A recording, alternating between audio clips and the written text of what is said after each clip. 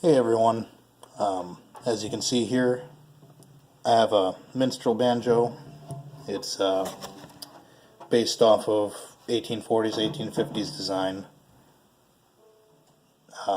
Pretty much completely accurate except for the synthetic strings. Actual catgut strings nowadays are extremely expensive. I'm a completely beginner banjo. I've never picked up a string instrument in my life aside for required music class in elementary school. So I'm just going about learning as best I can, and I figured I'd share that process with you in case anybody wants to give me pointers or maybe is looking for how to do it themselves. So Briggs' banjo book has 5 principal movements that they want you to learn before you move on to actually playing songs. So we'll go through those first, but before we get on to that, I'll explain a little bit about the instrument. There's 5 strings on this instrument, and I'm not sure how well you're going to be able to see them, but the lower one is the first string, and it goes all the way up to the 5th string. So this one right here is A. This one is F sharp, and then D, G, and then D. So this is D4, this is D3, G2, F sharp 3, and then that's A3. Pretty sure that's correct, and the tuning on this might be a little off. I'm still working on stretching out these strings real good, making sure the tuning holds for a bit, but it should be good enough for now. So the first exercise I'm going to try is pretty simple. It's working on the first string only, and the finger grouping I'm going to use is on the 2nd and 3rd frets, so right about there. And it's just alternating with the bottom string of the first string and the thumb, which is the top string. And stroke style uses just your index finger and your thumb to play. So here we go.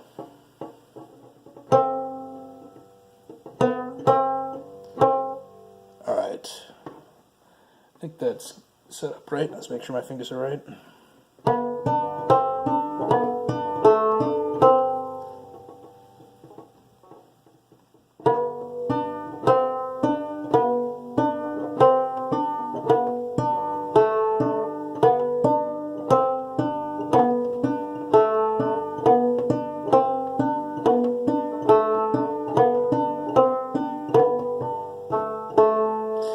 All this is switching from the 2nd fret to the 3rd fret and then back to open. So, well, 2nd, 3rd, 2nd, open fret on that bottom string, alternating with the 5th string, which you always play open. I've practiced this a little bit, but I'll do it one more time. Try to make sure you guys can see the strings.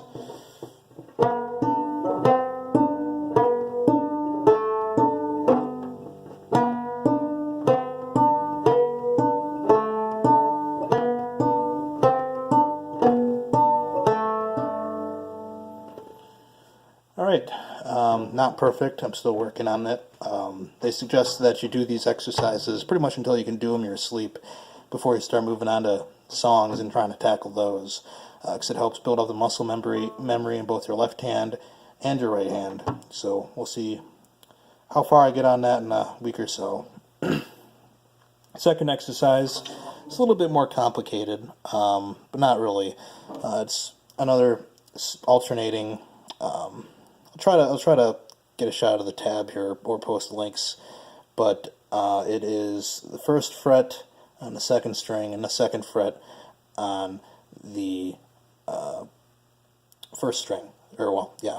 So 1st fret on the 2nd string and 2nd fret on the 1st string, and it's showing a different kind of stroke or strike. For this one, you're going to start with the bottom one with the finger. You always strike with the fingernail of your index finger, and then the the thumb is going to come down and hit the number 1 string, and then it's going to hit the 2nd string again, it's going to go open, and then it's going to do the entire thing open again. So pretty repetitive. Let's see if I can get this right.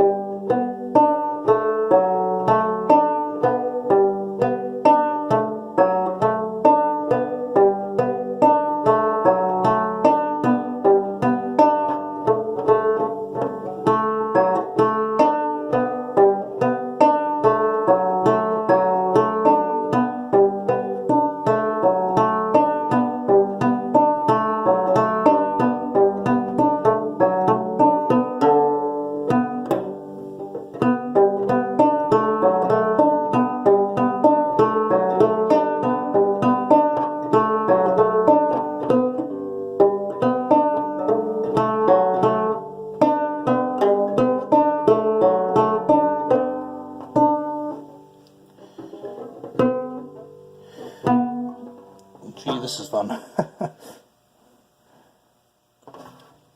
Alright, let's make sure that's actually on the right frets.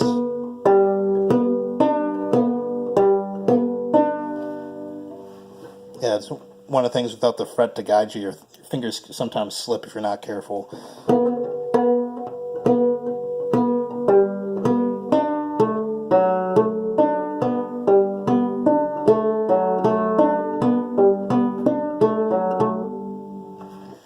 Alright, again, not perfect, I'm still practicing, but you can get the gist of the idea, which is you're doing I think this is a double strike, so one full strike would be, in this case it's inverted, so that's 1 strike, 2 strike,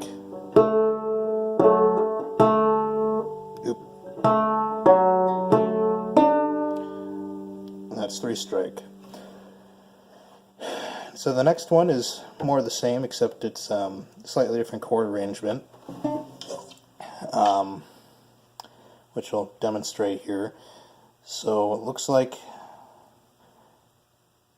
we're going to do the 2nd fret on the bottom string again, and the 1st fret on the top string, so right about there, and then I'm going to add the 3rd finger after the 1st strike, and then I'm going to take it off for the 3rd strike, and then it's going to be open for the last strike in the sequence. So let's see how I do on this. It's using the same principle that we learned in the 2nd movement, where I'm going to bring my thumb down for part of the notes here, for the thumb strikes. So let's try this.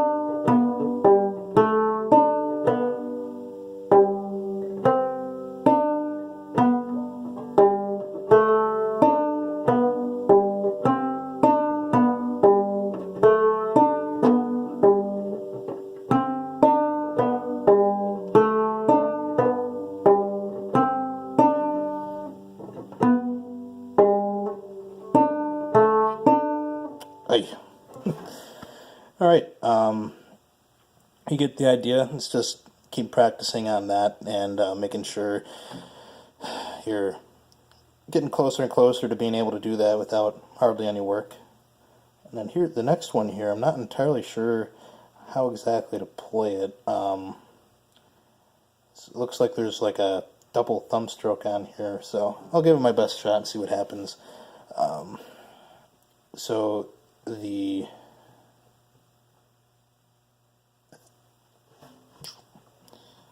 looks like it's going to be first string,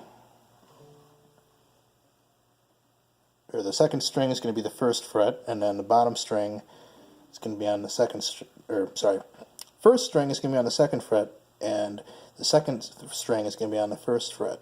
So it's a little bit of reverse of what we've been doing before. And that's the only chord placement I'm going to be doing, but I'm going to be going open at some point during the exercise. I don't think I've practiced this one before, and it's going to do some interesting things. Let's see. I think, okay, so for this one, there's no thumb going, the thumb's going to stay up on the fifth string, and for this one, the finger is going to start on this string right here, the second string, then it's going to go down to the first string, and it looks like those are still using just these two strings as well as the fifth string. So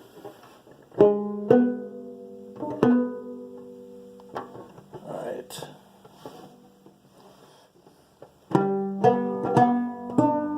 Alright, let's see.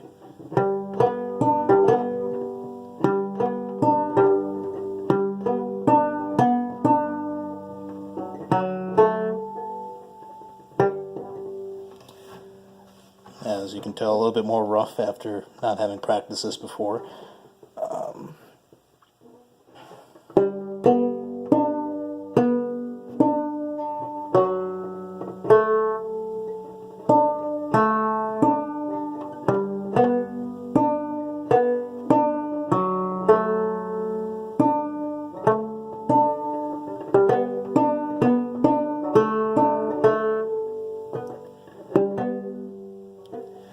I think this triple is supposed to be a little bit faster. I'm not entirely sure what the rhythm's supposed to be.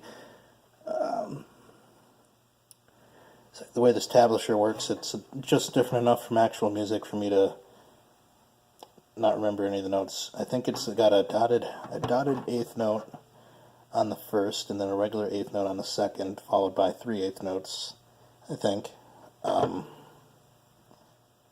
So, and then the pattern repeats. So let's see if I can get this right.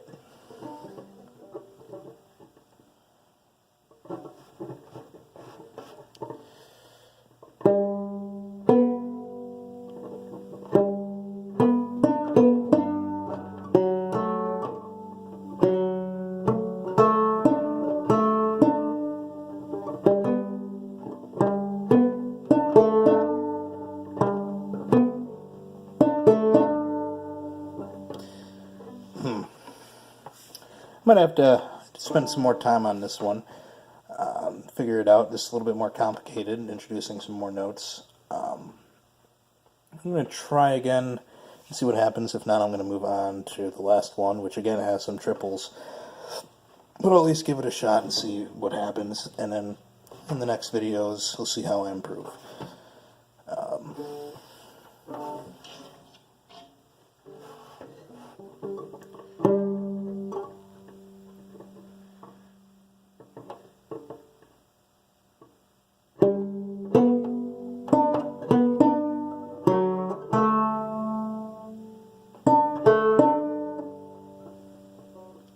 I think it's...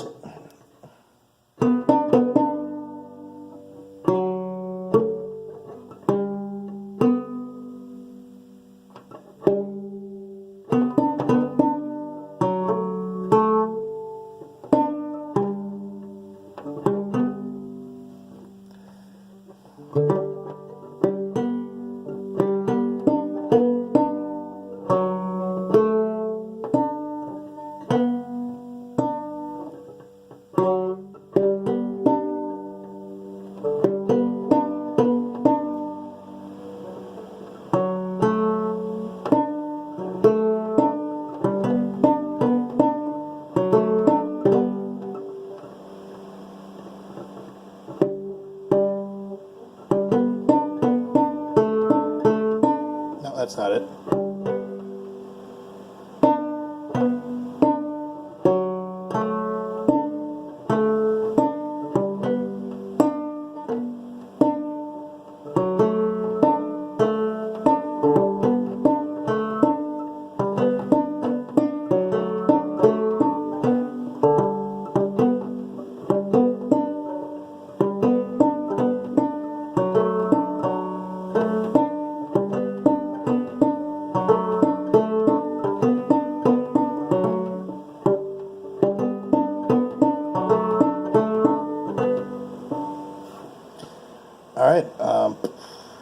kind of stumped there.